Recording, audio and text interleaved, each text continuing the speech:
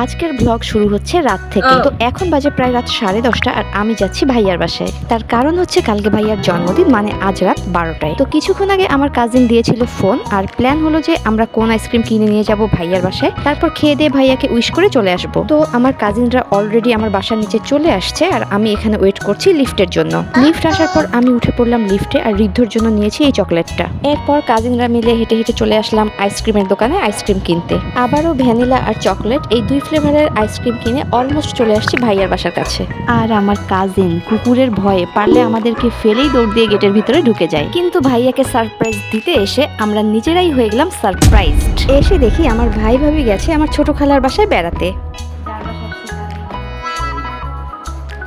আর এই যে এখানে আমরা সবাই বসে ওয়েট করছি ওদের আসার জন্য। ওর বাবার জন্মদিন। আর এই যে এখানে লাবণ্য বানাচ্ছে ওর বাবার বার্থডে কেক। আর 10 মিনিটেই তৈরি হয়ে গেল আমাদের কেক।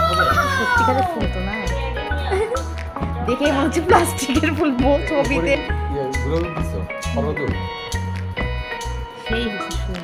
আর এটা কিন্তু কোনো আর্টিফিশিয়াল ফ্লাওয়ার না, একদম 100% রিয়েল ফ্লাওয়ার। ভাবির ব্যালকনিতে ফুটেছিল এই অ্যাডিনিয়াম ফ্লাওয়ারটা, আর লাবণ্য ওর বাবার বার্থডে কেক ডেকোরেশনের জন্য গাছ থেকে ছিঁড়ে এনে বসিয়ে দিয়েছে কেকের উপর। কেক রেডি করে আমরা অপেক্ষা করছি ভাইয়া ভাবি আসার। আর এই সুন্দর বার্থডে কার্ডটা ঋদ্ধ নিজের হাতে বানিয়েছে ওর বাবার জন্য। লাবণ্য সেন্টার টেবিলের ওপরে গাছ ফুল দিয়ে সবকিছু সুন্দরভাবে ডেকোরেট করছে। আর এই যে এখানে শুরু হয়ে গেছে লিমনের অদ্ভুত সব কর্মকাণ্ড। এরপর ফাইনালি চলে আসছে আমার ভাই ভাবি। তো এখন কাটা হবে কেক, তো তারই প্রস্তুতি চলছে। আর লিমন এখানে অনেক ট্রাই করছে অ্যাস্থেটিক ভিডিও করার। 1 2 3 1 Happy birthday to you. তো ফাইনালি কাটা হলো কেক, আর চারদিকে বসে আমরা ক্যাপচার করছিলাম কেক কাটার মোমেন্টগুলো। এরপর ডিপ ফ্রিজ থেকে বের করে আনা হলো আমাদের আনা কোন আইসক্রিমগুলো। এবারও আমি নিলাম চকলেট ফ্লেভারের কোন আর লিমন নিল ভ্যানিলা ফ্লেভারের কোন। এর মধ্যে কাটা হয়ে গেছে কেক। তো প্রথমে কেক খাবো, তারপর খাবো আইসক্রিম। আর কেকটা কিন্তু সত্যি অনেক মজা হয়েছে। তো কেক খাওয়ার পর আমরা সবাই মিলে খাচ্ছিলাম আইসক্রিম আর করছিলাম অনেক অনেক গল্প। আর এসব করতে করতেই হয়ে গেছে অনেক রাত। তো ভাইয়াকে আবারও জন্মদিনের শুভেচ্ছা ও বিদায় জানিয়ে আমরা বের হলাম ওদের বাসা থেকে। আর এখন যাব যে যার বাসায়।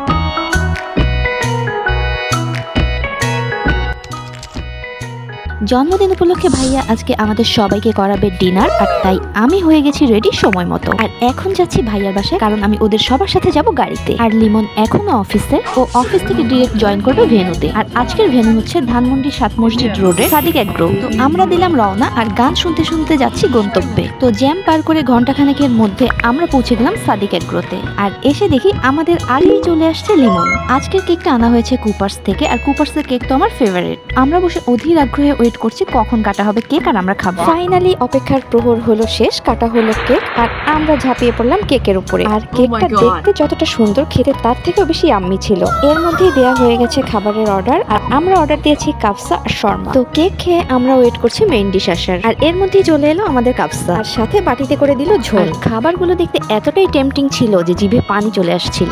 তবে তার থেকেও আমার বেশি ভালো লেগেছে ওদের বাসন আর চামচগুলো।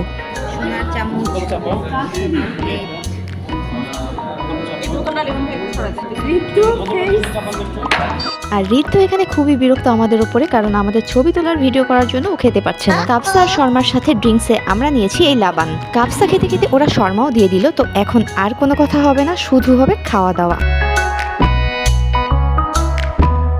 ভরপেট ডিনার শেষ করে ভাবলাম এবার রেস্টুরেন্টটা একটু ঘুরে দেখি। রেস্টুরেন্টে ঢুকে একদম শুরুর দিকের টেবিলেই আমরা বসে পড়েছি খেতে। তো ভিতরের দিকটা কেমন সেটা আসলে দেখা হয়নি। তো ঢোকার পর প্রথমেই হাতের বাম সাইডে ওদের কিচেন, যেখানে ওরা খাবার প্রিপেয়ার করছে। আর কিচেনের উল্টো দিকের একটা টেবিলেই আমরা বসেছিলাম। তো ভিতরের দিকে যেতেই এরকম সাইডে আরো অনেকগুলো চেয়ার টেবিল ছিল, আর এখানে একটা ওয়ালে আহসান মঞ্জিল আঁকা ছিল। তো আলাদা আলাদা রুমে চেয়ার টেবিলের পাশাপাশি এই প্লেসটায় একসাথে অনেকজন ফ্লোরে বসে খাবার এনজয় করারও ব্যবস্থা ছিল। আর এখানকার একটা ওয়ালে একটা ষাঁড়ের ছবি আঁকা ছিল, যেটা দেখার পর লিমনের মাথা হয়ে গেল খারাপ। এরপর শুরু করলো ষাঁড়ের শিং ধরে যাতাযাতি, আর আমাদেরকে বলল ওর এসব অদ্ভুত কর্মকাণ্ডের ছবি তুলতে আর ভিডিও করতে। তো অনেক অনেক খাওয়া দাওয়া আর ফান করতে করতে এদিকে হয়ে গেছে অনেক রাত। তো এখন আমাদেরকে বের হতে হবে। তো বের হওয়ার সময় রেস্টুরেন্টের একজন লোক আমাদের ডেকে বলল যে টেবিলে আমাদের একটা ব্যাগ ছাড়া পড়েছে। লিমন গেছে সেটা আনতে, আর এখানে আমি ওয়েট করছি ওর জন্য। ব্যাগটা রেখে আসছিলা, রাধার ব্যাগটা।